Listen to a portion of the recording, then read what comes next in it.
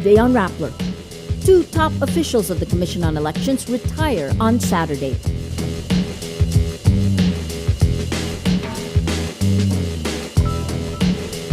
Human Rights Watch says the number of political killings drops in the Philippines, but impunity continues.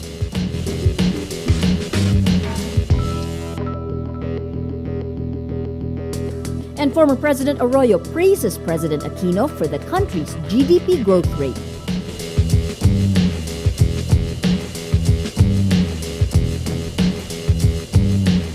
Hello, I'm Maria Ressa.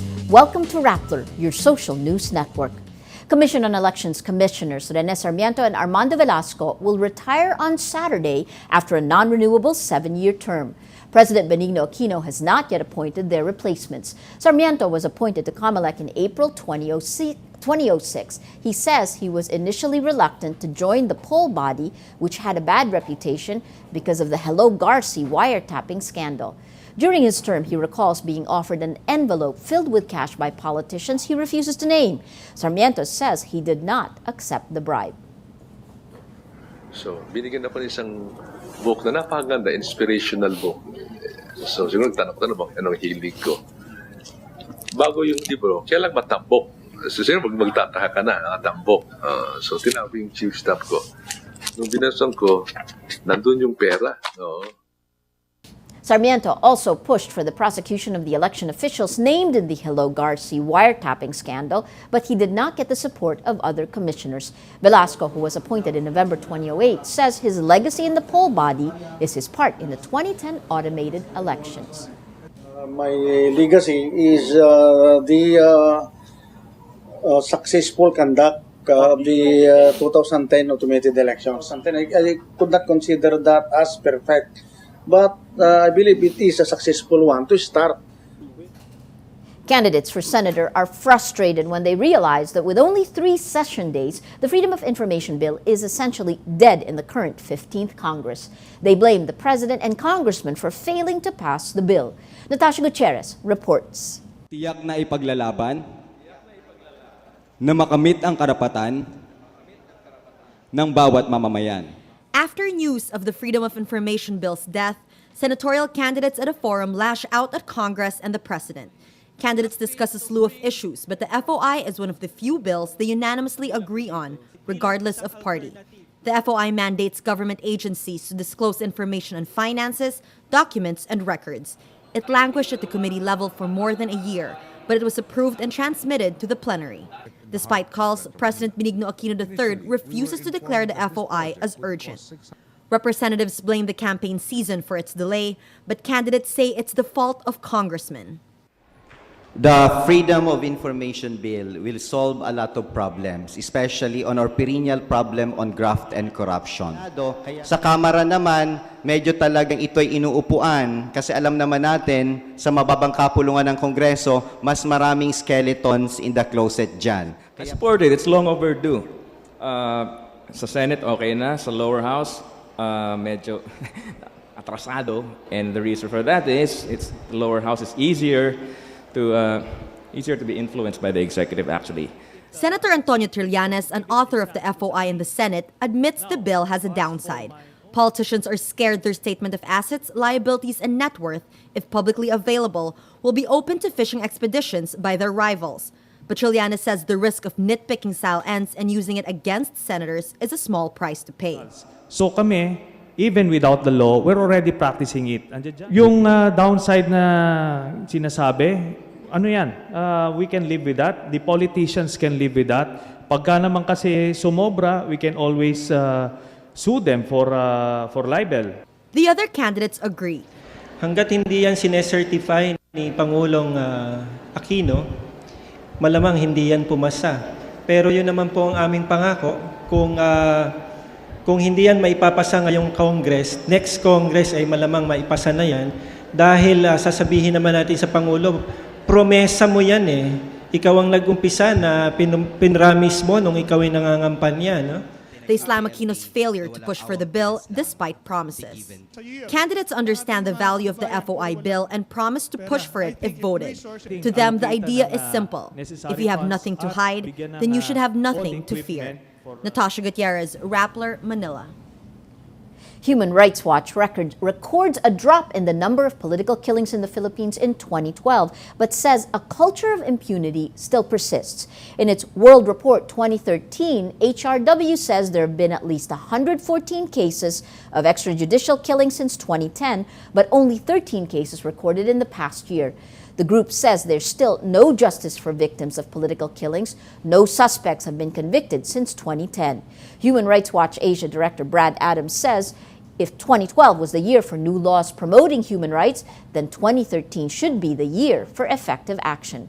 The group also says President Aquino failed to fulfill his promise to revoke Executive Order 546, which officials used to justify their private armies. It adds that while the Interior Department reports disbanding 28 private armies, about 100 such groups still remain.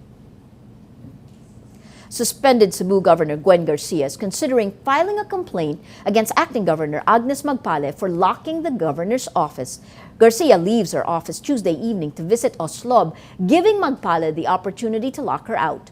Garcia refused to leave her office after her suspension. She says she will sue Magpale if any of her personal belongings are damaged or stolen.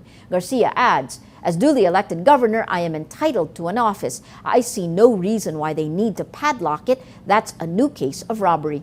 The suspended governor says she will not force her way back to the office, but says she will continue to fight her suspension order. Garcia suspended for 6 months last December for grave abuse of authority in hiring contractual employees. A year after former President GloriaAroyo criticized the economic performance of Aquino's government, she acknowledges the achievements of her former student. In a statement, Arroyo spokesperson Elena Bautista Horn says the country's gross domestic product growth rate is worth commending. Horn adds, President Aquino is to be commended for the latest GDP growth rate. It is welcome news. The Philippines grows 6.6% in 2012, a far cry from the 3.9% growth rate in 2011 and far exceeding the government's target of 5% to 6%. In January 2012, Arroyo published an essay titled "It's the Economy, Student," which showed off her administration's gains at the height of Aquino's criticisms against Arroyo's alleged corrupt activities. Arroyo is under hospital arrest for plunder charges over the alleged misuse of charity funds during her administration. Rappler's editor-at-large, Marites Vitug, talks about the opposing positions of President Aquino and businessman Manny Pangilinan over the decision to bring maritime disputes with China to an international court. Here's her video blog. A leading CEO, Manny V. Pangilinan or MVP, took on President Aquino over China. He disagreed with the government's move to hold China to an international court to fix the dispute over Scarborough Shoal. MVP chairs Philex Petroleum Corporation, which is talking to a China oil company on possibly exploring gas in the disputed territory. MVP poses rhetorical question. Are you prepared to set aside but not surrender your claim on sovereignty over the area so you could go on and develop it jointly? Or should you stick to the moral position that this is ours and no matter what happens, this is ours?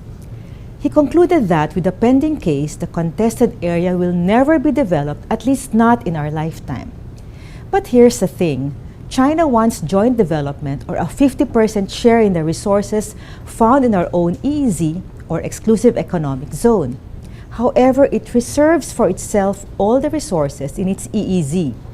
So it's like China telling us, what is yours is ours, but what is mine alone. MVP reflects a pragmatic position while the president elevates it to a moral issue. As the president said, if we do not stand up for our rights, who do we expect will be standing up for our rights? This is Marites Vitug for Vitug Vlogs. The Philippines on Friday thanks the Kingdom of Saudi Arabia for shouldering the 24.9 million peso blood money for a Filipino sentenced to death for murder. Under Saudi's laws, blood money may spare those punished with death. The Saudi government decides to shoulder 2.3 million Saudi rial in blood money, equivalent to 24.9 million pesos, to spare Filipino national Rodneil Quiteles from death row. Lanuza's family was able to raise 700,000 Saudi rial or 7.5 million pesos. Lanusa was imprisoned and charged with the murder of a Saudi local 11 years ago, but he says all he did was defend himself. The Department of Foreign Affairs thanks the Saudi government for the, quote, humanitarian gesture. The DFA also thanks Vice President Jejomar Binay and philanthropist Lloyd and Nicholas Lewis for leading fundraising efforts for Lanusa. Well, let's now look at Rappler's Wrap for today, a list of the 10 most important events around the world you shouldn't miss. At number 1, at least 25 people are killed and 80 injured in an explosion at the headquarters of oil giant Pemex in Mexico City Thursday. Television images show people being carted away on stretchers. Pemex, the world's 4th largest crude producer, announced earlier it had evacuated the building because of a power failure. At number 3, outgoing U.S. Secretary of State Hillary Clinton warns Iran is stepping up its support for Syrian President Bashar al-Assad. Clinton also says Russia is continuing to send money and arms to the regime. She says of Iran, quote, we believe they've acted on that by sending in more personnel, not only to help Assad, but to support and advise military security forces. At number 6, the New York Times reveals Chinese hackers have been attacking their website. In a report, the Times says the hackers allegedly attack computer systems and acquire passwords used by reporters and employees. Security experts say the hackers used methods associated with the Chinese military in the past. The report says the attacks coincided with the Times article on former Chinese Prime Minister Wen Jiabao, published online on October 25, 2012. The story reported how relatives of Wen Jiabao accumulated a billion-dollar fortune through business dealings. And at number 7, the lavish funeral of Cambodia's revered former King Norodom Sihanouk begins February 1. Officials expect more than 1 million mourners to crowd Phnom Penh's streets. The body of the late monarch, who died of a heart attack in October, will be paraded through the city on a golden float from the royal palace to an ornate crematorium in a city park. A father of 14 children over 6 marriages, Sihanouk abdicated in 2004 after steering Cambodia through 6 decades. For the full top 10, visit Rappler.com's The Wrap. Every story on Rappler has a mood meter which gives you 8 emotions to choose from. Click how you feel and your vote comes down to the mood navigator in the middle of the front page, which crowdsources the mood of the day. It also gives you the top 10 stories that have gotten the most votes on the mood meter. If we take a look today, yesterday we had Talk Thursday with Carlos Celdran for offending religious feelings, 13% happy, 16% annoyed, 16% inspired, and largest at 47% angry. The story that has gotten the most votes on the mood meter, militants beat up police, storm government office, 83% angry. That's the mood of the day. Today, most people are angry. Well, that's Rappler's Newscast for today, Friday, February 1, 2013. Visit Rappler.com and watch our newscast Monday to Friday. Tell us how you feel on our mood meter and help us crowdsource the mood of the day. I'm Maria Ressa. As we say at Rappler, tomorrow begins today.